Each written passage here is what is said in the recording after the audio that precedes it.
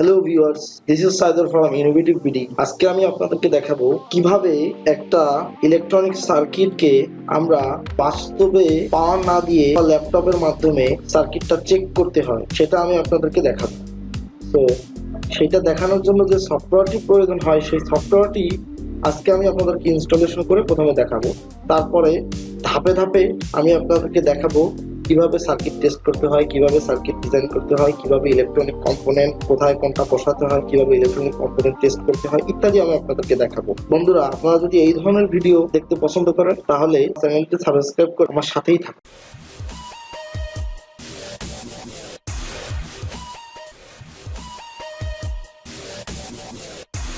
Proteus 8 professional ভার্সনটি installation করে এটি নিয়ে কিভাবে কাজ করতে হয় সেটা নিয়ে বিস্তারিত আলোচনা করব। চলুন, প্রোটিয়াস সফটওয়্যারটি আমার গুগল ড্রাইভে রাখা আছে, আমি সেখান থেকে প্রথমে ইনস্টলেশন করে নিব, প্রথমে ডাউনলোড করে নিব, দেন আমি আপনাদেরকে দেখাবো। এই সফটওয়্যারটি সাধারণত অন্য সফটওয়্যারের মতো ইনস্টলেশন না, একটু ডিফারেন্ট টাইপের। সো এই সফটওয়্যারটি ইনস্টলেশন কিভাবে করতে হয় সেটাও আমি আপনাদেরকে দেখিয়ে দেবো। এবং আপনাদের কারো যদি এই সফটওয়্যারটি প্রয়োজন হয় তাহলে আমার কমেন্ট বক্সে আপনার মেইল আইডিটা দিবেন, আমি আপনাদেরকে মেইল করব সফটওয়্যারটা, অথবা লিংক পাঠিয়ে দেবো।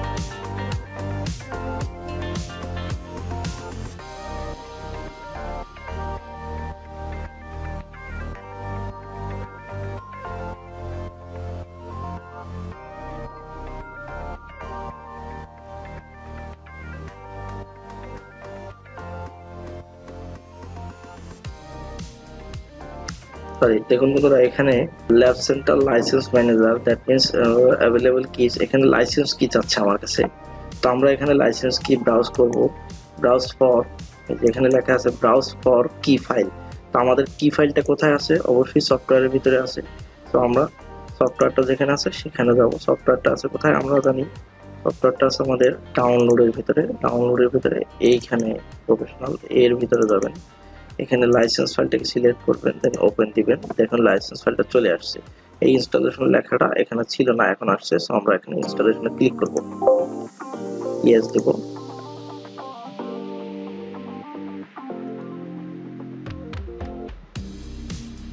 দেন এই ফাইলটা ইনস্টলেশন, লাইসেন্স ফাইলটা ইনস্টলেশন হয়ে গেছে, দেন এটার কাজ শেষ। সো এটা ক্লোজ।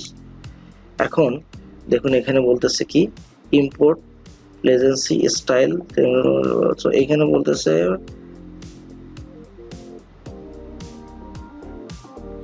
এগুলো প্রয়োজন নেই।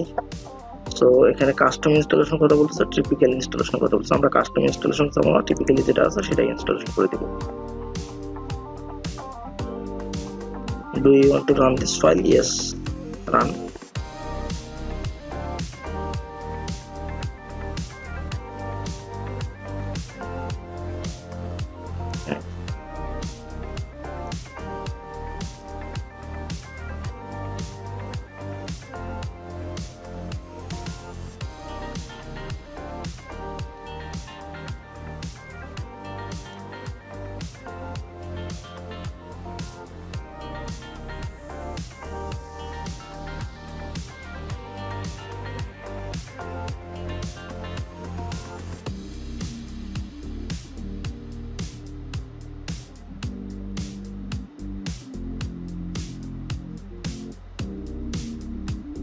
এখানে বলতেছে proteus 8 professional has been installed successfully installed, run proteus 8 professional। আমরা রান করি।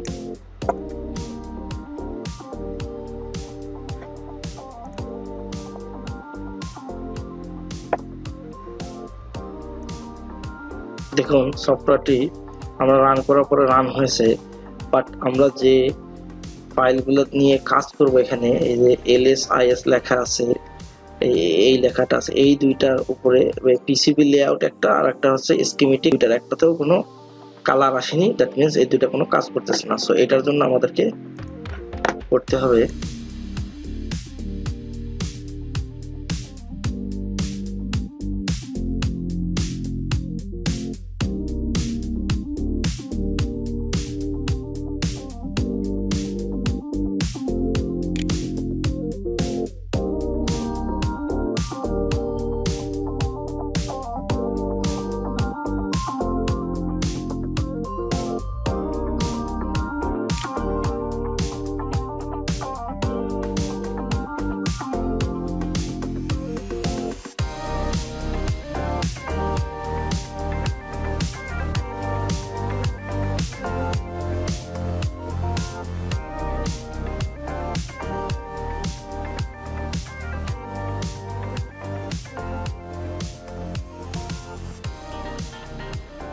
হ্যাঁ দেখুন বিন এবং মডেল দুইটাই চলে আসছে।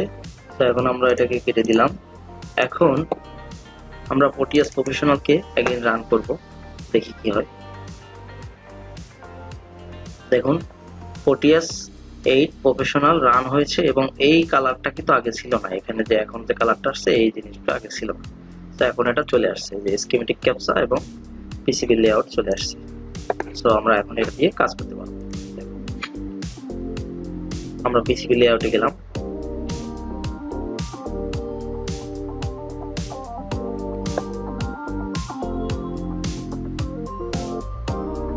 সময় নিচ্ছে।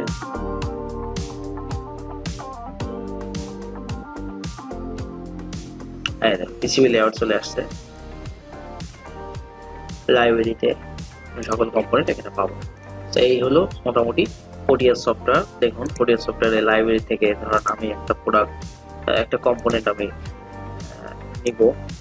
তো দেখুন ডায়োড, ডায়োড, দেখুন ডায়োড চলে আসছে।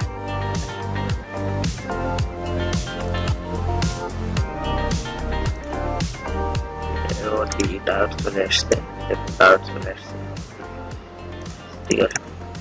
ডায়োড, আমি যদি এই কম্পোনেন্টটাই নিতে চাই তাহলে ওকেতে ক্লিক করতে হবে। এখানে কোথায় রাখতে চাই সেখানে এসে ক্লিক করলে প্রোডাক্ট চলে আসবে এই কম্পোনেন্ট।